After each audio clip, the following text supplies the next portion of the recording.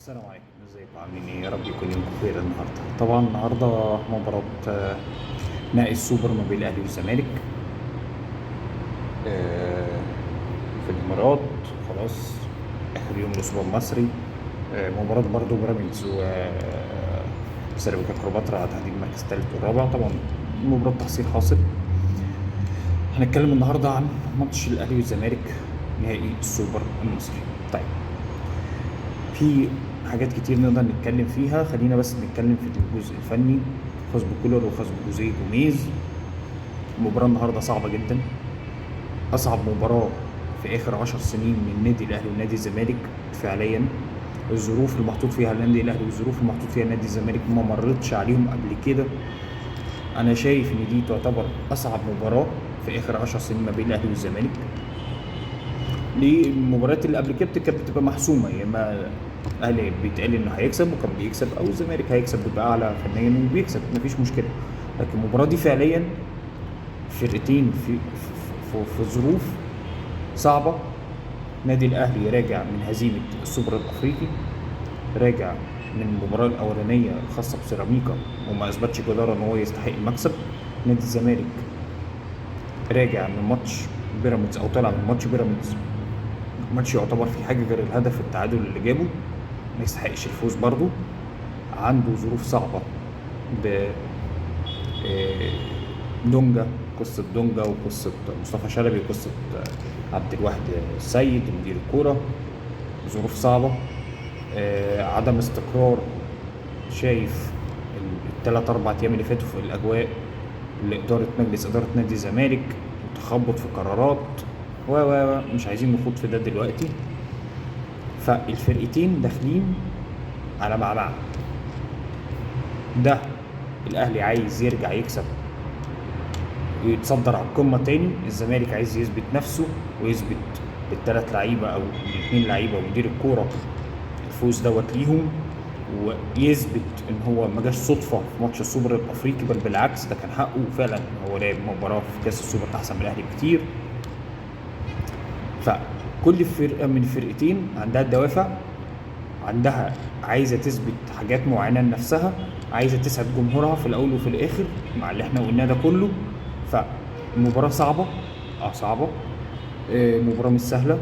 ما اعتقدش ان هيبقى فيها فنيات عاليه في الماتش.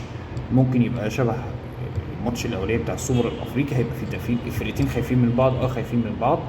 محدش هيبقى فاتح لعب من اول المباراه. هيبقوا بيجسوا نبض بعض في اول، بتتكلم نص ساعه، اول تلت ساعه نص ساعه المباراه هتبقى مقفوله، اللي هيلحق يخطف هيخطف. دي وجهه نظري انا شايفها من المباراه. المباراه هتبقى فيها نتيجه كبيره؟ لا، مش هيبقى فيها نتيجه كبيره. هيبقى فرق واحد لو المباراه خلصت قبل ضربات الجزاء لكلا الفرقتين. ماتش 50-50 بحت، ما فيهوش تقدر تقول مين اللي يكسب، لا الاهلي ولا الزمالك. مين المستقر اكتر؟ حتى الميزه اللي كانت عند النادي الاهلي انه مستقر اكتر في اللعيبه، او كواليتي اللعيبه، او في التنظيمات اللعيبه اللي موجوده. ده ما بقاش موجود. شفنا في ماتش سيراميكا في 6 لعيبه ما بيلعبوش اساسيين، تمام، وبيلعبوا مكانهم بدلاء بعيد قوي قوي. فالاتنين داخلين على الله حكايته. كولر عايز يثبت لنفسه ان هو المدير الفني اللي كسب 9 بطولات مع النادي الاهلي في خلال سنه ونص او السنتين اللي فاتوا. كولر لو اتغلب الماتش ده هتبقى مشكله بالنسبه له كبيره. خلي بالك الاهلي عنده ماتش العين الاماراتي في الانتركونتيننتال بعد الماتش بتاع النهارده ب4 ايام، انت فاهم؟ فلازم كولر يثبت نفسه والفرقه تثبت نفسها قصاد جمهورها ويكسبوا الماتش بتاع النهارده. لازم، لانها لو خسروا المباراه هتبقى ازمه كبيره للنادي الاهلي.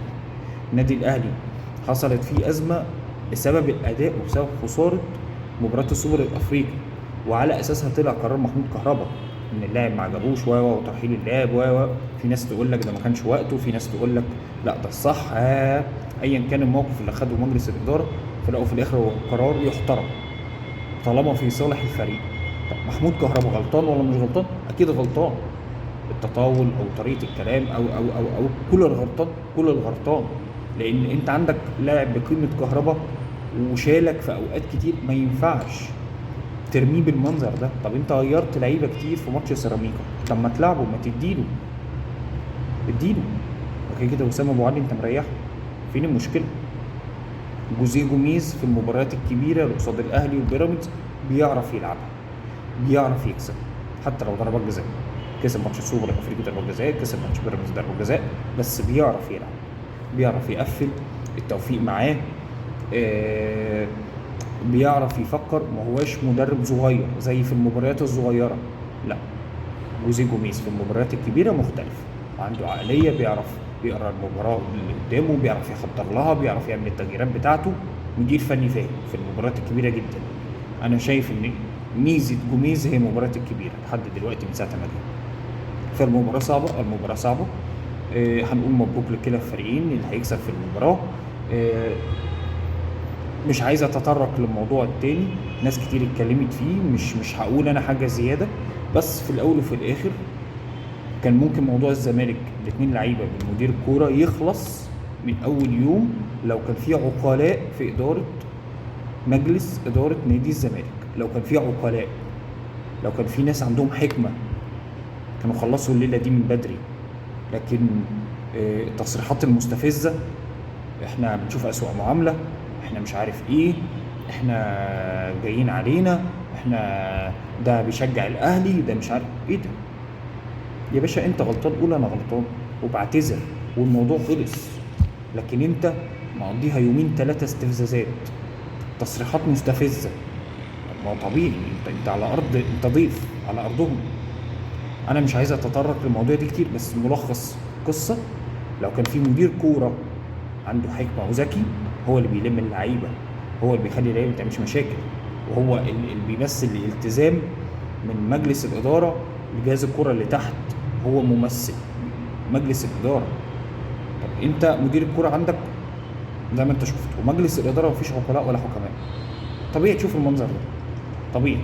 نتمنى، المفروض في جلسه النهارده، المفروض لانها كانت المفروض تبقى يوم 29، بل بالعكس اتقدمت بقت النهارده. نتمنى ان ما يحصلش او يصدر احكام تكون، لان اقل حاجه في القصه اللي هم بيتكلموا فيها دي 6 شهور، في 6 شهور وفي سنه. نتمنى ان هي لا تروح 6 شهور ولا تروح لسنه، الموضوع يخلص بسرعه، ونبقى الاعتذارات اللي اتقدمت تبقى كافيه. الاثنين اللي لسه ما تنازلوش يتنازلوا عن محاضرهم. نتمنى ان دونجا، بجد بجد، ان دونجا ومصطفى شلبي وعبد الواحد سيد يخرجوا من الازمه دي على خير. وتعالى هنا بقى حاسب الناس دي، نرجع هنا نحاسب الناس دي، اعمل بقى تحقيق بقى، اوقف الناس دي، مشي سرح عبد الواحد السيد. المهم لازم يكون في منك انت كمجلس اداره قرار حازم، قرار موقف قوي، عشان ده ما يتكررش تاني. لانه حصل قبل كده مع شيكابالا، مع الجمهور، مش عارف مع مين مع مين مع مين. ما ينفعش، ما ينفعش. ده الملخص الموضوع كله. نتمنى للمره المليون الناس دي تخرج على خير، والناس في الامارات، اخواتنا الاماراتيين، يخلصوا الموضوع على خير، الموضوع ما ياخدش، يعني فعلا الموضوع لو خد اجراءاته الناس دي هتتسجن من 6 شهور لسنه. نتمنى ان شاء الله دعواتكم ان الناس دي تعدي على خير وترجع مصر تتحاسب في مصر من النادي بتاعها. كل التوفيق للاهلي والزمالك، يا رب اكون قلت معلومات تفيدكم. المباراه النهارده ان شاء الله باذن الله الساعه 8 ما بين الاهلي والزمالك، نهائي كاس السوبر. نتمنى الفريقين، اللي هيكسب هنقول له الف مبروك، اللي هيخسر هنقول له هارد لك. كلا الفريقين كبار، كلا الفريقين هم زعماء افريقيا. السلام عليكم.